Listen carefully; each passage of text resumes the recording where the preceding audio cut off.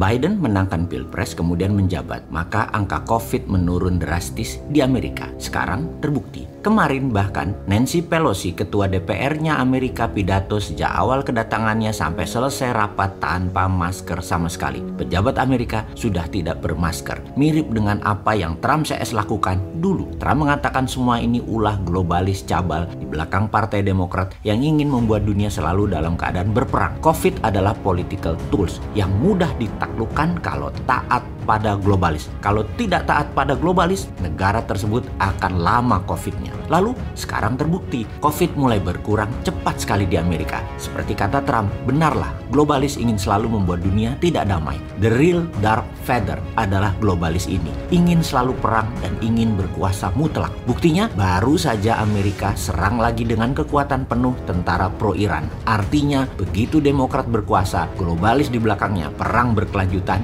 dan milisi Suriah tersebut di Suriah yang selama ini berkurang bedil-bedilannya, perangnya berkurang. Negara Arab yang damai dengan Israel juga mendadak menjadi senewan karena Timur Tengah yang hampir damai mendadak memanas lagi. Arab Saudi berteriak paling kencang sekarang protes ke Biden. Benarlah, begitu Biden, Demokrat, globalis berkuasa, perang mulai lagi. Dan ini sebenarnya yang dulu oleh Trump berusaha digagalkan. Ingat, bukan Biden ya, globalis di belakangnya yang menentukan semua ini, termasuk globalis di belakangnya Tiongkok. Patriotik nasionalis menjadi dianggap gerakan rebel di dunia ini. Kaum patriotik nasionalis menjadi terlihat anak nakal ketika mementingkan negara dan bangsanya sendiri terlebih dahulu. Kalau mengandaikan pakai film Star Wars, maka Darth Vader adalah globalis, di mana para Jedi yang nasionalis patriotis harus bersembunyi di planet-planet tak berpenghuni karena dikejar-kejar oleh tentara Stormtrooper-nya Darth Vader. Itulah kaum nasionalis saat ini, di mana ketika Trump sudah tidak berkuasa lagi, globalis semakin menjadi-jadi karena tidak ada orang gila lagi yang menghalangi mereka. Indonesia saja sudah takluk lama, ASEAN sudah dimainkan sejak lama. Vakum sebentar di zaman Trump, sekarang balik lagi. Demokrat berkuasa,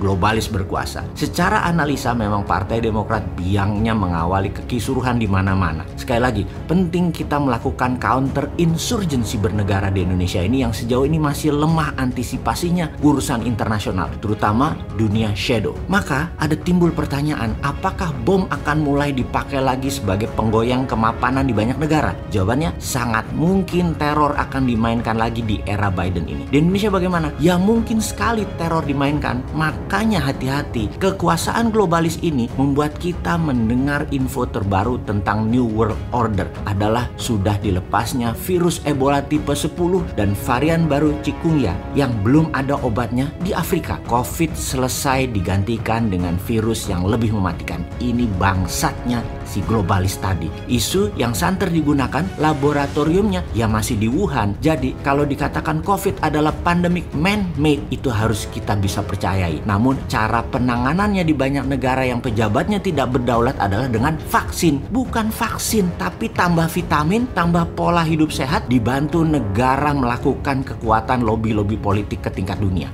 Jangan-jangan pada nggak tahu lobbynya kemana. Ya kasihan deh lu. Oke, kita buktikan kalau virus itu man-made disaster. Jarak Wuhan ke New York adalah 8.700 km. Jarak Wuhan ke Paris 8.900 km. Jarak Wuhan ke Iran 6.500 km. Wuhan ke India 3.500 km.